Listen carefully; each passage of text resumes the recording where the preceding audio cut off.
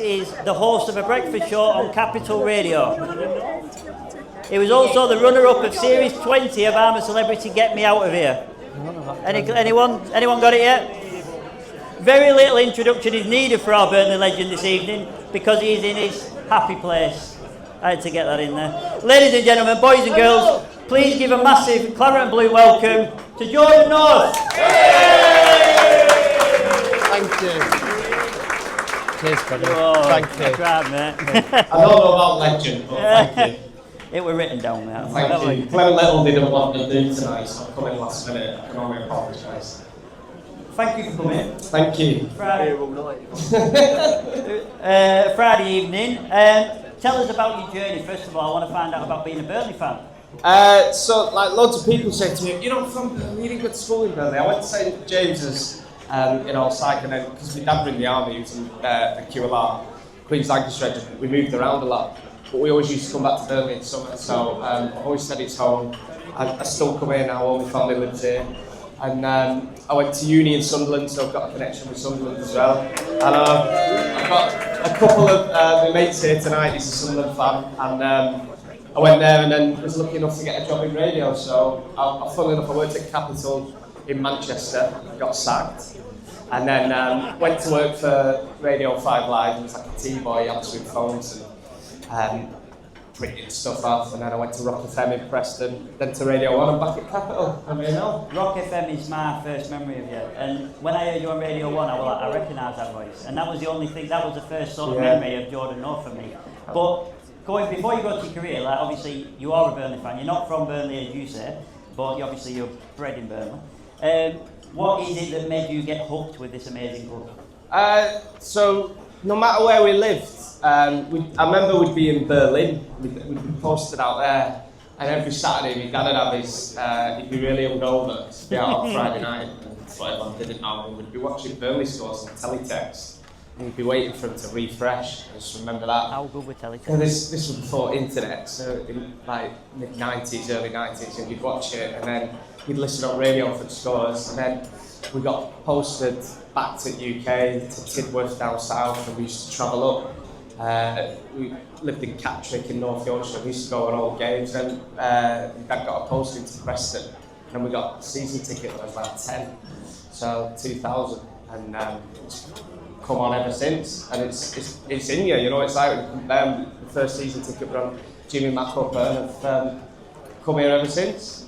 I was going to say, what a season to join in there, 2000. Was it the season we got promoted or the season we were... Yeah, it was. Stan Turnant came. I think Chris Waddle was first manager when I first came on. And then Stan Turnant came from Bury. We got promoted.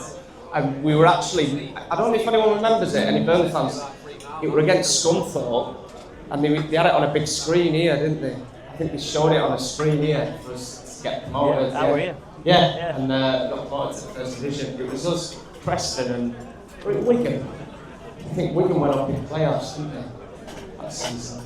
I remember Preston won it, and then we came second.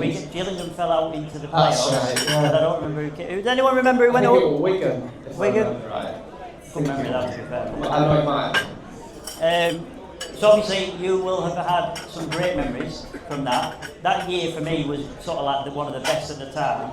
Did you have a Burnley hero when you were growing up? Bearing in mind there is a Burnley legend in the room. No, I know Glenn Little's here, and I actually said I've met you before on in Dew Bar. I was walking home to my grandma's, and he jumped out of this big flash car, and you don't get many big flash cars on Col Road, especially in the late 90s. I thought, who was that?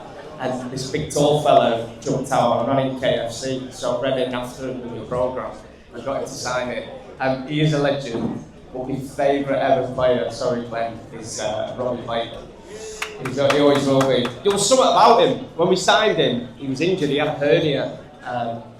And we signed him, and I was always like, I said this to Andy Payton, I got lucky enough to meet Andy Payton. I loved Andy Payton, Paddy Predator, which sounds weird now. You've got to get rid of that. Yeah. Always a bit weird.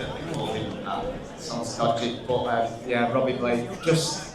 I remember my cousin saying to me, he's here, and he was like, we signed this player, and I don't know, he's one of the best players I've ever seen. Oh no, we got beat by Bradford. He played for.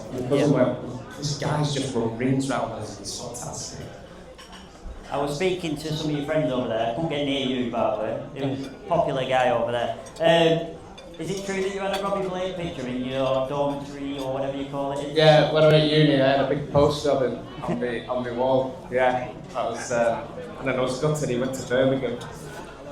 Your mate was saying to me, I kept saying, I went into his room and he said, you've got to be, he kept telling to me about Robbie Blake and who's this Robbie. He said, I have no idea who Robbie Blake is today. And apparently that's all you talked about. So, best player. I think I let him Stan Turner's book as well. I was like, read this book, it'll be the best book you ever read.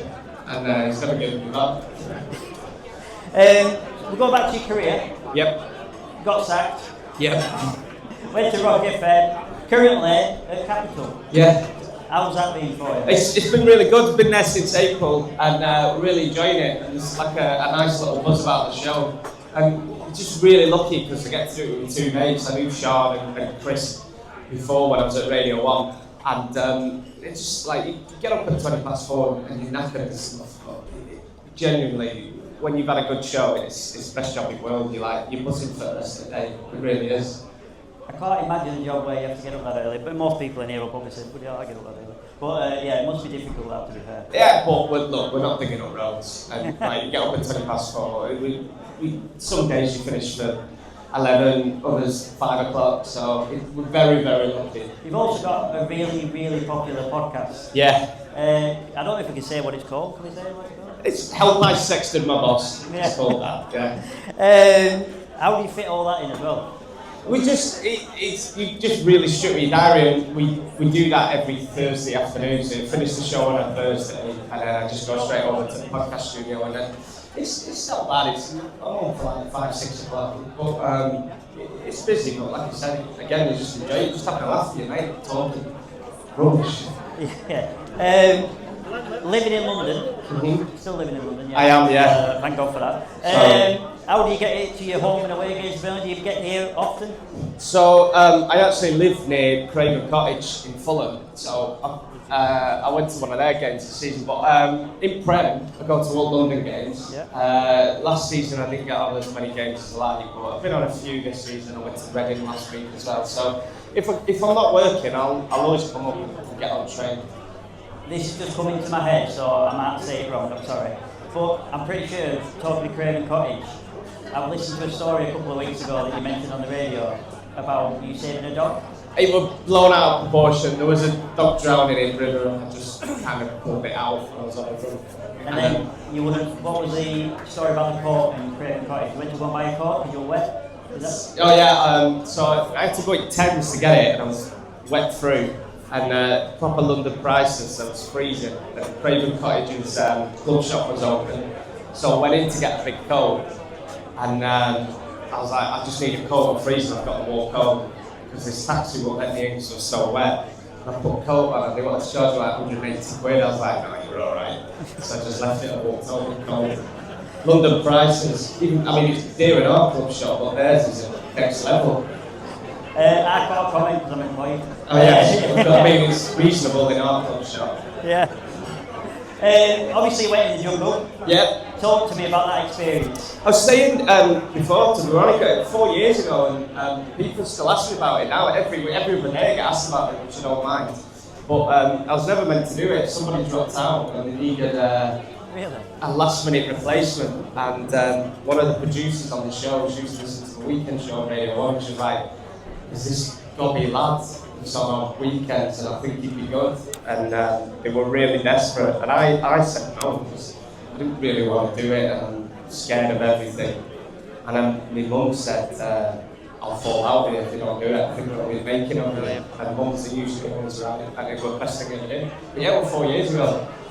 Yeah. Is it really like what we see on the TV? Is there any secrets that you can tell us? Promise you, everybody asks me that. It is you're as starving and as scared and as tired as what they look. And I think we had it worse in Wales because obviously everybody's in Australia usually. We were in Wales for lockdown and we were freezing, proper freezing, and we'd like living on 4 or 5 hours sleep a night. But it was good, best thing I ever did, but never again. Never again? Never again. Not even if they offered me double.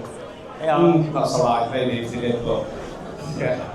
Obviously, we're here to watch Burnley today, but I will try and tie it all together in the interview. Which of the current Burnley squad do you think would survive in the jungle? I mean, we just re-signed him, Ashley Barnes and Walker. Well, he'd probably win it as well, to be fair. Which one wouldn't? I don't know, good question actually. I didn't prepare him for that one, sorry. What a name. Trezor. Who do you think would struggle? I think they'd all be alright. You reckon? Yeah, it's a good squad. That's such a diplomatic answer. Talking of the jungle, obviously a famous catchphrase for you come out of there, the happy place. Yeah. Did you ever expect to come out and see that reaction? No, so it's my brother, he's here tonight. He's a sergeant major in Paris, and he knows how, I can't swear, but he knows how much of a wimp I am. And he said to me, it's like, when you're in army and stuff, we tell everyone to go to the happy place. And just go to your happy place, no matter how scared, cold you are, just go to your happy place. So I'm in this coffin full of steaks, and I'm going, happy place, turf war, turf war. And then when I got out, he went, you don't meant to say it out loud, you meant to go in your head. So I was like, alright. So it's like an army technique that I've been tough in. And I never, ever expected. And they were really good. The producer of ITV, my dad works in the Middle East still, and he used to give him this stream to watch it every night. And he's got a video of it, and off camera, Ant came up to me and said, oh, you know that happy place thing? I was like, yeah. He went, we printed loads of t-shirts and stuff, and we've raised 80,000 for Pendleside Hospice. I just burst into tears. Oh, like what? He went, yeah, they've sold thousands, everyone around Burnley's wearing them. And then he said, oh, hang on, like, get my phone, and got one of his phone. He went, oh, this clip's gone viral. And what are you on about? And he said, some bloke in a mobility scooter, and he said, excuse me, is this your happy place? He said, no, all pubs are shut. And he just went viral, and I was like, oh, this is mad. It's the first time I'd seen it. I've seen it weren't me, by the way, it weren't me. Excuse me, sir, are you happy? No, I'm bloody miserable, all pubs are shut. What a legend.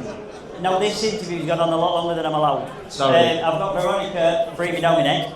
So I want one more question because it's an important one. You mentioned then about Pendleside Hospice and the money that it's raised. Are you doing anything else with them in the future? Yeah, I've just been following Glenn Little there, so we're hoping to get some players together and Stan Turner and some of the old players and some of the new ones, because Jay's an ambassador as well, so hopefully we'll do a charity night for Pendleside Hospice and raise some money, so keep your eyes peeled for that. Ladies and gentlemen, he's here all evening, so he's a very popular guy. But ladies and gentlemen, massive thank you to Fjord and North. Thank you, thanks so much. Thanks, Jonathan. Thank you.